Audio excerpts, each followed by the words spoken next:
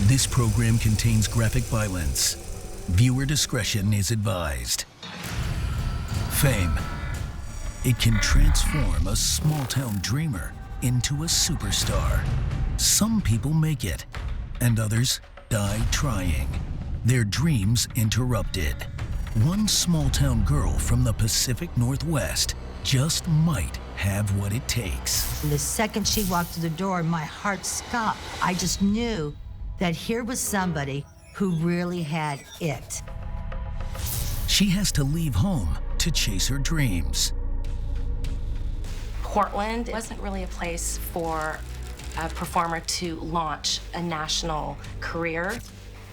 What attracts young, aspiring actors and actresses to Los Angeles? It's the glamour, it's the glitz. But behind that glitz lurks danger. When I got the call the next day, I was pretty much in denial. I didn't believe it. An ambush by a madman. There's a common theme with a lot of these people. They're troubled people. They have empty souls. He wanted to be remembered, and he was willing to achieve it in any way that he could. For aspiring stars like Rebecca Schaeffer, sometimes the pursuit of fame kills. In Hollywood, the only things brighter than the spotlights at a movie premiere are the stars in the eyes of the pretty young actresses hoping to be famous. Very few have what it takes to make it. One who does is 21-year-old Rebecca Schaeffer. She's a small-town girl from Oregon. Rebecca was from the most amazing family. When you think about the ideal parents, that would be Benson and Dana. So loving, so wonderful, and this was their only child. She had a very normal childhood. Rebecca Schaeffer had some special thing. Her smile was to die for. Her big brown eyes were absolutely glorious. But she had a spirit to her. She had a sweetness to her. She had these dimples. She just had this sweet girl next door vibe. The girl next door, brimming with potential and big Hollywood plans. Everybody wants fame. Everybody wants to be recognized, you know? That's just, it's a dream. By 1989, she's inching closer to that improbable dream. What they saw in Hollywood was that special energy about her, that effervescence that just jumped off the screen. As an actress, she's ready to break out. Something big was potentially about to happen. Francis Ford Coppola wanted to talk to her about a role in Godfather 3. She's thinking, this could be my big break. Francis Ford Coppola, Godfather 3. She wasn't going to a casting director, she was actually meeting with Francis Ford Coppola himself. And she was very excited about that. She's waiting for a courier to drop off a copy of the Godfather 3 script so she can prepare. She has no idea danger is lurking outside. At 10:15 a.m., maybe it's the courier with the script. But maybe it's not. One thing's for sure. After today, everything will be different.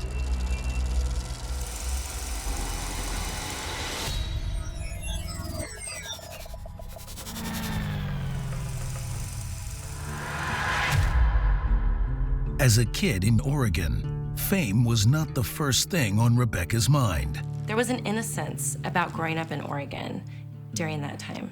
It was a safe place. We could ride our bikes. We could go from one house to another. We trusted our teachers. We trusted our parents. We trusted strangers. She's the only daughter of a psychologist dad and a writer mom. Rebecca really captured an innocence. I just think of her as being very classically beautiful and a very beautiful person inside and outside. Believe it or not, Rebecca initially had plans to become a rabbi. A very noble profession, no doubt, but she was constantly told about her beauty. She heard it all the time. Who could deny it? So she decided at a very early age that she was going to see where she could take that. She decides to get herself an agent. I owned an agency in Portland, Oregon, and we had models as well as actors, but there are so few people that have it. And I've been asked to describe what it is, and it's not something you can describe. It's something that you just see when they walk into a room and they fill the room. Like Rebecca, you know, I mean, the second she walked through the door, my heart stopped. I just fell in love with her. She filled the room with her effervescence and her energy, and she was so adorable. I just knew that here was somebody who really had it. She started out as a teen model, and she was just so beautiful and fresh-faced. She did commercials around town. I saw Rebecca on a couple of go-sees for print work. We were both primarily running into each other for catalog work, for statewide chain stores. She was humble, sweet, very well liked by everybody. She wasn't a show-off in any way. She was just very quiet, sincere. The modeling is a stepping stone to her real dream, acting. She's cast as background on Quarterback Princess, a TV movie shooting in Portland, starring Helen Hunt, who exploded to fame on Mad About You. It's just an extra role, and it wasn't much. It didn't pay hardly anything, but she was so excited to have that because you always think, this is my break. Somebody's gonna see me. But fame can be very fickle, and nobody really sees her. If she wants to make it big, she'll have to leave Oregon. When I think of Portland in the 80s, I think of it as being a little homespun. It wasn't really a place for a performer to launch a national career. We had an opportunity to send her to New York to go to the Fame School. Rebecca's parents, Dan and Benson, Rebecca and I, we went out to dinner to discuss the potential for her to move to New York. I was nervous because she was young, she was 16, and New York's a big city, and Rebecca was a very trusting young lady who was just very open with people, and I worried about her. But her parents know she can handle the challenge, and for Rebecca, it's a chance to follow the dream of a lifetime. To move to a place like New York City would take very strong and supportive and loving parents. So I give her parents a lot of credit for letting their only child make that move. In the Big Apple, she's awestruck. New York City, from an Oregonian's perspective, is like a foreign country. It's big, it's booming, it's a 180 from where Rebecca and I were from. Rebecca had a lot of courage and a lot of drive, and I think Rebecca was very dedicated to what she wanted to do. To stretch her cash, she moves into an apartment with other aspiring actresses. 6 roommates in a 2-bedroom apartment. You eat cheap, you live as cheaply as you can, you cut corners where you can, because nobody's got a lot of money. If you're not willing to make that sacrifice, and if you just expect it to happen overnight or that you deserve it, it ain't gonna happen. Rebecca was a person who looked at life glass half full. So while there were struggles, I think she anticipated those struggles. I don't think she, for a minute, thought it was all gonna happen overnight. This was a process. She starts to book modeling gigs for magazines like 17. She'd been in Portland magazines, but a coveted magazine like 17, that was pretty big. That was pretty big stuff there. As a teenager, 17 magazine was everything, and that was our Vogue. It was amazing. I was so proud of Rebecca. Small town girl, makes it big. She loves the thrill the early steps to fame can bring, but her modeling career hits a ceiling.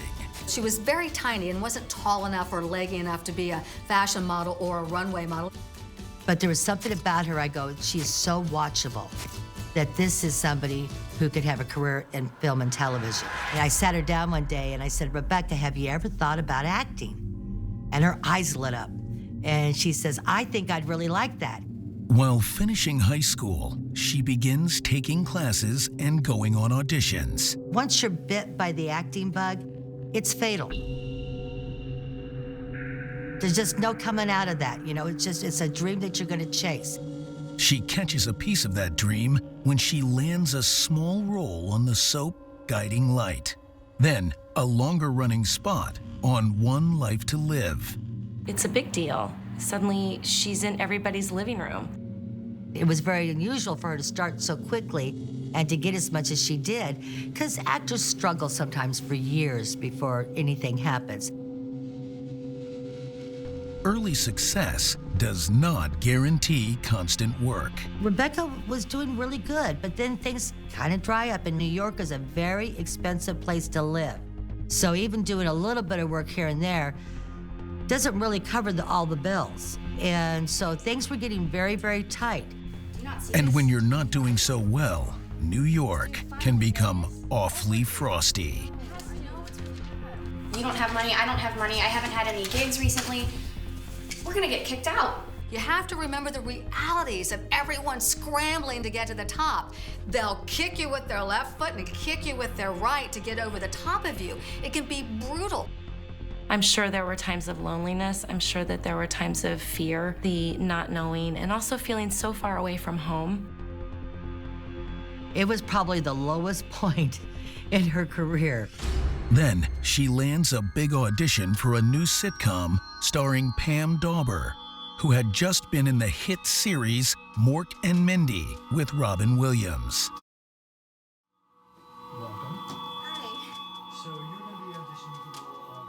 She had this opportunity to audition for My Sister Sam, and she was practically broke then. Hi, I'm Rebecca Schaeffer, and I'm going to be reading the part for Patty. But even at her lowest point, Rebecca was still always a positive person. Hey, Sam. Thanks for letting me come in. Rebecca reads for the role, We're gonna have a blast. but then it's wait and wait. Will she get the gig? There's lots of talent, and sometimes it just comes down to a look. Sometimes it's not even the right talent, but it's the right look. Is this the look that I want? There's just no really rhyme or reason to some things in the business at times. It's just the way it happens. And then there is being in the right place at the right time. If she gets the part, it'll mean a very big break and another move, this time to LA. You want to be rich and famous? Where do you go? Los Angeles. It's Hollywood. It's the Sunset Strip. It's the movie studios. It's the beaches. It's the weather. It's the glamour. But that glamour comes with a price. The dark side of fame is that when you're up there and everybody knows who you are, that takes away your privacy, and it makes you vulnerable to the unstable individuals who might become obsessed with you. Oregon native Rebecca Schaeffer has dreams bigger than the Pacific Northwest and moves to New York seeking fame. Yet the big time comes with risks no one can predict. Everyone thinks fame is so glorious. Fame makes life so easy. It really isn't that way. There's a lot of pressure that comes with fame. There's a lot of pressure that comes with everyone's microscope on your life. But Rebecca's ready for it. She's gotten roles on several soaps. I kind of called soap operas on-the-job training. It's a great place to get started. You work hard, long hours, you work fast, and you learn the business. And it can be a very lucrative business as well. You look at Susan Lucci, she's done very, very well. Meg Ryan started in soap operas. You know, a lot of people started in soaps. Yet she's hoping for more than daytime TV. After an audition for the new sitcom My Sister Sam, she nervously awaits word. Though she's not sitting by the phone, she can't afford one. Then, the incredible news. I got the part! I got the part! Oh my God, I got the part! She actually had gotten the role. It was huge. It was so exciting. My dream is I believe it. Television superstar Pam Dawber, who just wrapped Mork and Mindy with Robin Williams, invites Rebecca to move in with her and her famous actor husband, Mark Harmon, in LA. Getting to stay with television royalty is a great start. Mark Harmon and Pam Dauber were really, really good to her. She was going to be playing Pam Dauber's little sister, and they brought Rebecca into their home. And she lived with Pam and Mark. One of the things it would accomplish was cementing that relationship between Pam and Rebecca. They recognized that this was a very young girl who was not raised in Southern California, who was raised really in the Northwest and had a brief time in New York. And so they were very protective of her. They really took care of her. As she gets to work, the Oregon girl experiences the real LA. For people who make that trek from the small town to Hollywood, what the up-and-coming entertainment person finds out is that there's a lot of lying, that there's a lot of using, and that there's a lot of manipulation, and the disillusionment can be hard to handle. And while she embraced her success, she never lost her Oregon roots. She still was able to maintain that beautiful innocence, and people related to that. Her talent and attitude get her cast in films too, which is her ultimate dream. She did the Woody Allen movie Radio Days and had an opportunity to really get her feet wet there. She did Class Struggles of Beverly Hills, where she played somebody totally out of character for her. She played Jacqueline Bissette's daughter, who was a spoiled little rich girl who didn't have any boundaries and was a total opposite of who Rebecca was. It's a much more sophisticated role than the one on the sitcom. Rebecca's career is starting to mature. She even has a few sexy scenes in the picture. Eventually, she moves out of Pam Dauber and Mark Harmon's house and into her own place, an apartment in the quiet section of LA called Fairfax. She felt it was time to get her own place, and they went apartment shopping with her to try to find a place that would be safe. And then they moved her into their first apartment. Mark built her a desk, and they just got her all set up and remained very close. She hopes her next step toward major fame is a role in the final film of Francis Ford Coppola's Academy Award-winning blockbuster trilogy, Godfather 3. A role in this film would put her career into the stratosphere. She would be working alongside legends like Al Pacino. That would have been pivotal for her. That was going to be her big break to hit it to superstardom. This was an absolutely stellar opportunity for young Rebecca Schaeffer to get seen by Francis Ford Coppola and have a role in the iconic franchise, The Godfather. Imagine the excitement she must have felt. She was waiting anxiously for that script to arrive. At 10:15 a.m., a neighbor hears someone at the locked security door buzzing to a nearby apartment. Then, an interior door open and close, and footsteps heading toward the front. The next thing she knows, the neighbor hears a major blast. It was so profound, it shakes the walls. Her cat jumps in the air, lands back on the floor. This neighbor is thinking, what in the world has just happened? A screenwriter who lives across the street hears the commotion. He sees someone on the ground and a man in a yellow shirt running off. Neighbors call 911. Passers-by rush to help. Some recognize her. It's Rebecca Schaeffer. She's been shot in the chest. She's still alive and manages to say one word. Why? Ambulances arrive within minutes. Paramedics try desperately to resuscitate her. They put her in the ambulance. They bring her to Cedars-Sinai Hospital. While doctors try to revive her, police get to work. At the front door, no sign of forced entry. There was no evidence that anybody broke into the building. While technicians start looking for prints outside, detectives check Rebecca's apartment.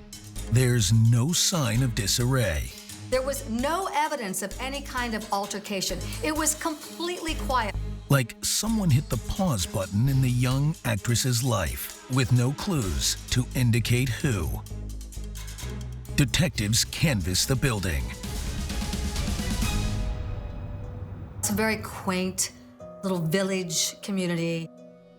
You've got lots and lots of people in the entertainment industry. Your next door neighbor could be a singer, the guy across the street could be a writer.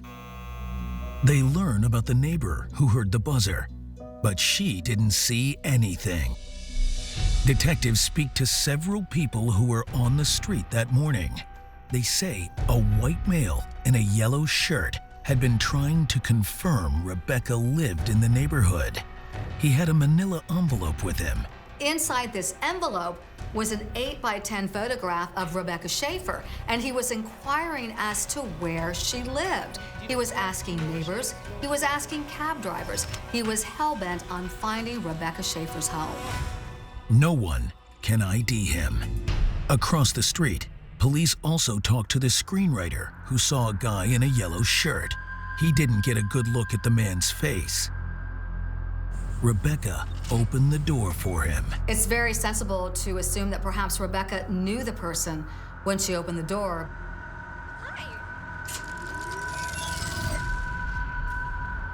Then, detectives learn a detail that complicates that theory. She heard the buzzer in her apartment, but the intercom didn't work. So while she could hear the buzzer, she couldn't press the button and say, "Who is it?" If she hears the buzzer and she's waiting for a script, she's coming downstairs to open that door. While actress Rebecca Schaeffer is not yet a household name, her career is on a steady ascent. From small-town modeling in Portland, to soaps in New York, to primetime TV and film in Hollywood. I got the part. One thing seemed to lead to another. The soap opera led to the TV show. The TV show led to opportunity in film. She was capturing it. But then, on the day she's supposed to audition for Francis Ford Coppola for a role in his upcoming film Godfather 3, she's gunned down in front of her apartment. LAPD forensics technicians find no physical evidence at the crime scene that might help identify the shooter. And unfortunately, the building has no security cameras to capture footage of the gunman or any car he might have driven. At Cedars-Sinai Medical Center, ER doctors do their best to revive her, but they pronounce Rebecca Schaeffer dead from a single shot to the chest.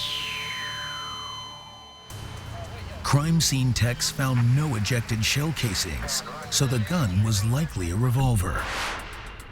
The bullet that struck the young actress down was from a .357 handgun, a hollow point cartridge. Hollow points are designed to expand upon entering a body, to do more damage. Anyone using them has one goal: to kill instantly. He knew what he was going to do. He was planning on obtaining his prey. And that was what his mission was, and he wasn't going to stop. Homicide detectives have to make that most difficult call: notifying Rebecca's family. News of the actress's death spreads quickly. An agent in New York called me to say, "Nanette, I'm so sorry." And I go, "What are you talking about?" And they go, "Rebecca's dead." And I go, "No, she's not." And they says, "No, Nanette, she's dead." And I said, "No, she's not." I was pretty much in denial. I didn't believe it. And I remember receiving a phone call from Rebecca's best friend, who's also a very close friend of mine to this day. And I remember hearing it from her first and turning on the TV and just being in shock. It's almost an impossible moment to hear that somebody that you grew up with, somebody who was so beautiful and so kind and so innocent, that their life was taken that way. Everything came to a dead stop. I was trying to get my head around it. because we didn't have any details then. We didn't know what happened, just that she had been murdered. I was devastated. She was like she was my baby. It was like taking a child from me. It was that devastating. And then I thought of her parents, and Den and Benson. It was never experienced anything like that. Every news station in LA makes it the lead. Other outlets across the country quickly pick up on the horrible tale of a talented young rising star gunned down. Police hope the publicity will bring new leads. But they can't wait and continue their investigation. Early suspects in any murder are those in the victim's inner circle. When you're dealing with a young woman, obviously the first thought is domestic violence or a boyfriend out to get you for whatever reason, or some sort of a fight that escalates into something more nefarious. Police learn Rebecca had a boyfriend. She had a relationship with a young man named Brad Silberling, who was an aspiring director. At the time, he didn't have any big success, but he went on to have great success with projects like Lemony Snicket and Casper. They were an adorable couple. They were so cute together. I mean, she cared about him a lot. He adored Rebecca Schaeffer. He worshiped her. He wanted to marry her. But Rebecca wasn't so sure. It all happened a little fast, a little too soon for her. She cared deeply for him. I just don't think she was ready to be married, and just wanted to kind of slow things down just a little bit. The very first place the police look are loved ones. So obviously the first person they're going to look at is Brad Silberling. Detectives need to find him and determine where he was that morning. They also ask insiders if Rebecca had any trouble with anyone in the business. Agent person, and they're sitting here threatening me, telling me that if I didn't sign their contract, I wouldn't be allowed to work anymore. Is this true? There was an occasion where she got very intimidated by one of the agents in Hollywood who kind of threatened her. If she didn't sign with them, they would kick her off the show. They would get her replaced. And she believed it. And I remember her calling me in tears. I was furious that somebody would take advantage of her that way, because she was the sweetest person there was. But no one can imagine the agent killing her over it. Police find no record of domestic dispute calls at the apartment, and she's never reported any threats of harassment. She was the nicest person on the planet. There wasn't any kind of neighbor that she was feuding with. Here's all police had to go on.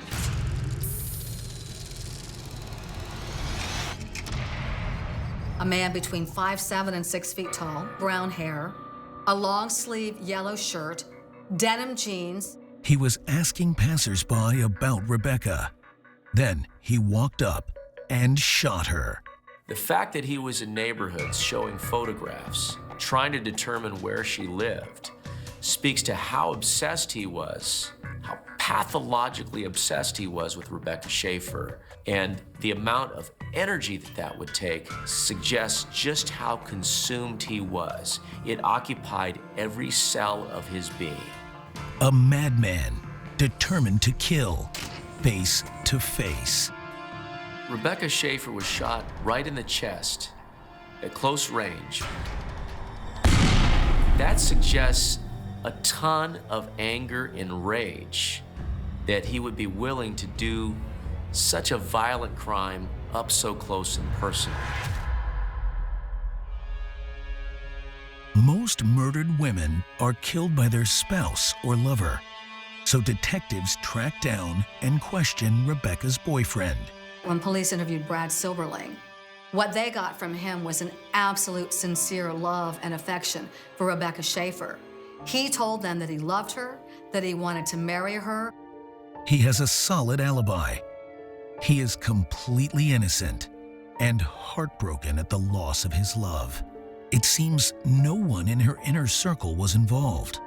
The thing about Rebecca, she always maintained that girl next door, grounded sort of attitude, very loving, very friendly. You couldn't find a single person who disliked Rebecca Schaeffer.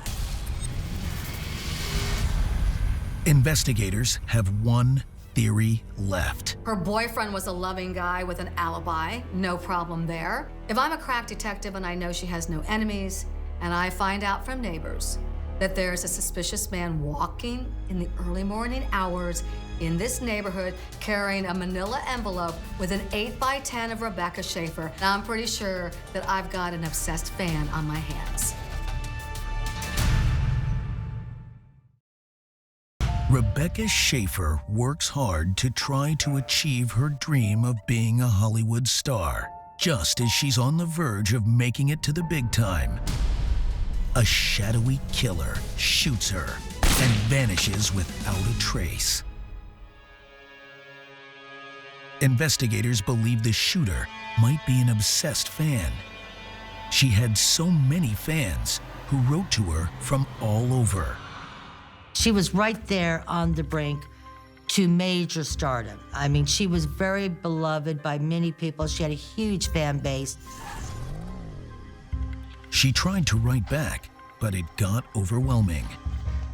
And some of the letters were a little unsettling. Love letters, marriage proposals, sometimes vague threats. It means the list of suspects is huge. She also had fans trying to sneak onto set.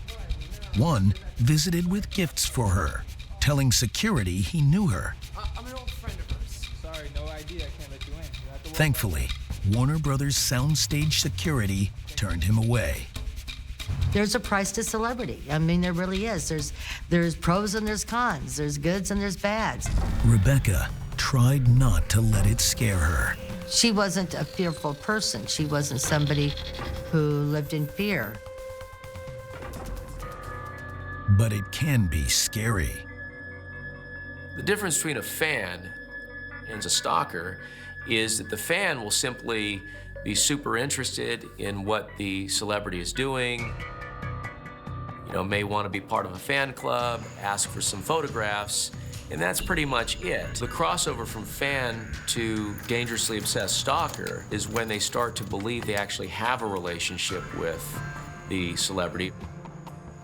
They may come to believe that they have a special destiny with this person and that they're entitled to pursue and that they're driven to do so. I've covered enough celebrity stalking cases to know that there's a common theme with a lot of these people. They're troubled people. They have empty souls, and they're looking somehow to latch on to something that gives them personal meaning. And who better to do that through but a celebrity whose name is in lights, and they can sort of vicariously live through that fame and fortune. But who is he? And where? He's going to have evidence of his obsession in his life space. And when stalkers have the videos and the photographs, it's so they can watch them, look at them, and fantasize. And it's part of their obsessive nature to retain these items and replay them over and over again as they imagine themselves connected and attached to the victim, and in worst case scenarios, put together situations in which they're doing harm to their victim. LAPD detectives note an eerie resemblance to an attack on another actress, Teresa Saldana, just a few years earlier. After seeing Teresa in Raging Bull, a man named Arthur Jackson paid a private detective to get her mother's phone number for him. Jackson called her mother, posing as Martin Scorsese's assistant to get Teresa's address. Then showed up at her home with a 5.5-inch knife. He stabbed her 10 times, bending the blade with the force. Jackson was stopped, captured, and jailed. Incredibly, Teresa survived. Had Hollywood history repeated itself in a deadly way with Rebecca? Somehow, a madman with evil intentions walked up to a star in broad daylight, killed her, then utterly vanished. Investigators have no viable leads. There were no warnings from anyone that anyone had been stalking her. They really were starting from ground zero with nothing. Then, the morning after the murder, LAPD detectives get a call that starts to crack the case wide open. A woman in Tennessee says she's seen the news and thinks she knows who the gunman is. I think it's my brother, Robert Bardo. She says Bardo is 19 years old and lives in Tucson, Arizona.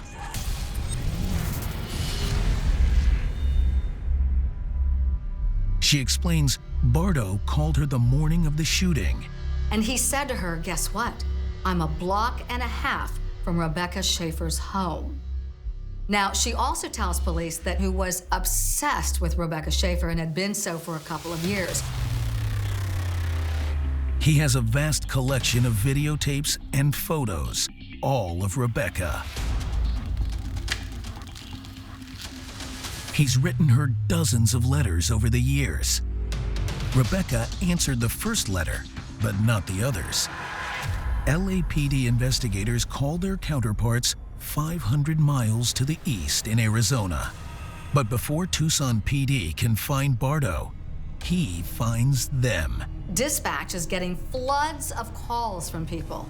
There's a crazy guy running in and out of traffic on a major freeway in Tucson, Arizona. It was puzzling. It almost seemed like this particular person wanted to die. I was driving into work and overheard on my police radio that there was a person that they thought might be a mental patient or somebody on drugs who was running around in freeway traffic. And I realized that the location that they were giving was about 15 or 20 seconds away from where I was. And sure enough, I looked up there and I saw him just going over the edge of the freeway down toward one of the exit ramps.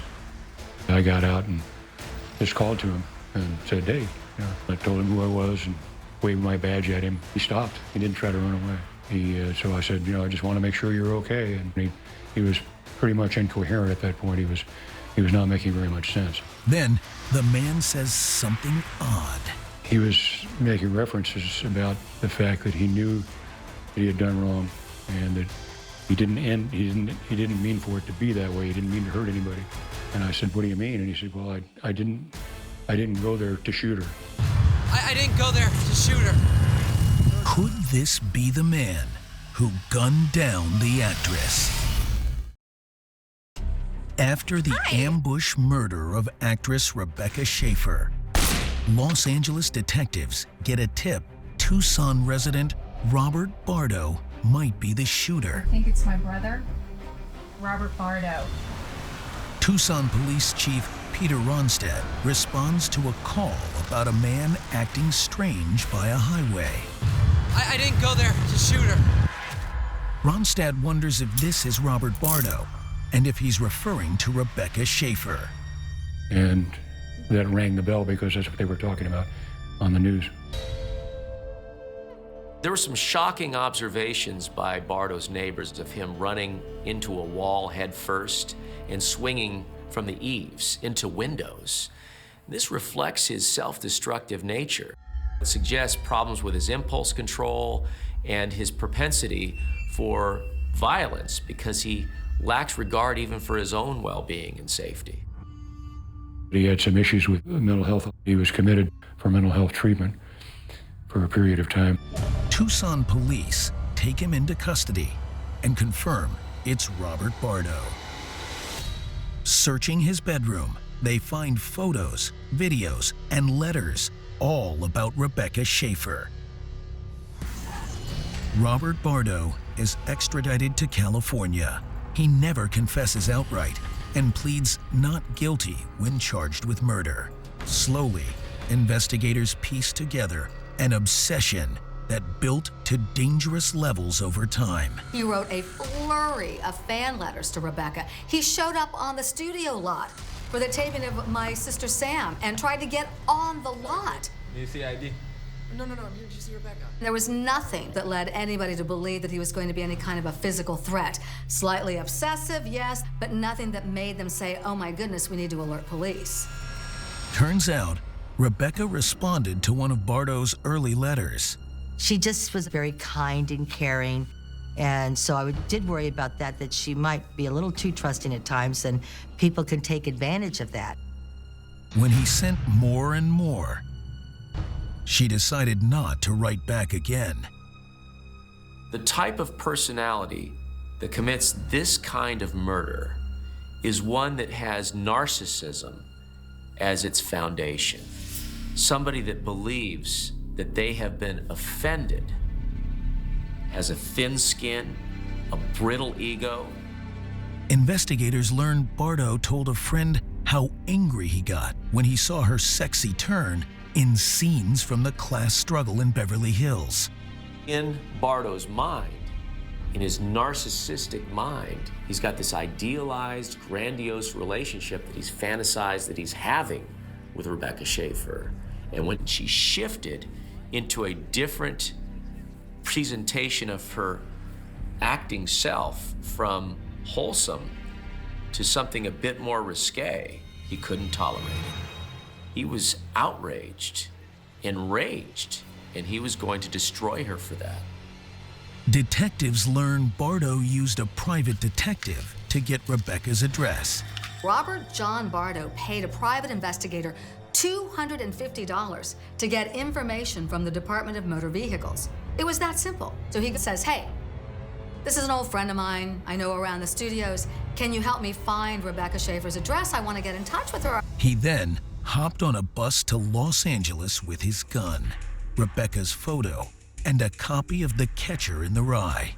Catcher in the Rye was the same book found in the hands of killer Mark David Chapman just after he murdered the great Beatle John Lennon. The lead prosecutor is Marcia Clark, who later gained fame as the lead in the O.J. Simpson case. Do you know this girl? Do you know where she lives? At trial, Clark argues that Bardo walked from the bus stop to Rebecca's neighborhood, then spent several hours wandering around, trying to confirm her address. So Bardo went to a lot of trouble to prepare for his ultimate plan of taking her life. Stalkers who are most dangerous have this degree of investment of energy for their pursuit. And when a person puts their mind to it like this, they are incredibly dangerous. Finally, he approached her building. She hears the buzzer, but the intercom is not working, so she has to come and actually answer the door. But she was expecting the script for Godfather 3 delivered via courier. Hi. Rebecca? Yes. He's a fan. He wants an autograph. He wants to talk. She's a kind person. She doesn't necessarily rebuff him. She talks to him for a while, but then asks him to leave. Remember, the times were slightly different then. In this day and age, I would think that most people would immediately pick up their smartphones and call someone. Hey, there's a guy running around the neighborhood with a picture of a well-known actress. In 1989, I don't think that would necessarily have been an alarm. He went to a restaurant and got something to eat. This reflects just how detached he is about what he's about to do. A normal person would be too anxious to have an appetite before something like this. Eating before a horrific event like this speaks to how comfortable he was with what he was about to do. Never in her wildest dreams does she imagine this guy is going to make a return to her home. The buzzer buzzes again. This time she's saying, it certainly this time must be my script for Godfather 3. But Robert Bardo had made a decision.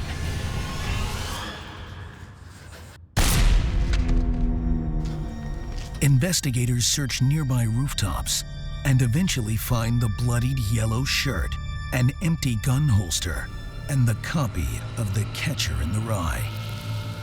He must have discarded them as he fled. The murder weapon is never found. He jumped on a bus back to Tucson and was out of LA within hours of the killing. Robert Bardo did not have a jury. He waived his right to a jury. It's a very unusual tactic, but he did it. What happened was he was sentenced to life without parole.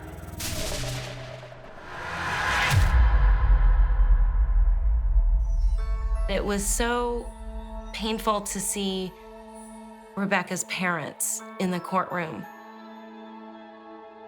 and to know that they were there because of their daughter and their loss and how tragic that must have been for them. As a result of this case, a new federal law was passed that prohibits state DMVs from disclosing home addresses. And California passed its first anti-stalking laws to help protect celebrities and ordinary citizens alike. So it was a turning point and a sad one in a way that her death had to be the single pivotal moment to change the law. But I'm glad that it did something in a positive way. Rebecca's boyfriend at the time, Brad Silberling, goes on to direct many feature films, including one very personal film. He took Rebecca's death very hard. It was very difficult for him. One of the things he did was he wrote a movie called Moonlight Mile, and it was kind of his catharsis. It was about a family whose daughter is murdered. It was a really lovely, lovely movie. And I think that was his way of kind of dealing with what his feelings were. I was always struck at how crazy Bardo was. He had a look in his eye, and that it was sickening to me, like he almost had a pride that he took her life. I hate the fact that he gets any sort of notoriety because of my friend. Bardo wrote in his diary how important fame was to him. He wanted to be remembered, he wanted to be recognized, and he was willing to achieve it in any way that he could. And ultimately, he knew that if he took her life, he would forever be remembered as the assassin who killed Rebecca Schaeffer. This is what I call fame without achievement. It's a cheater's way to be remembered, and it speaks to his narcissistic yearnings, his narcissistic needs. I don't know if justice has really been served because Rebecca's not here. My friend is gone. It's not fair.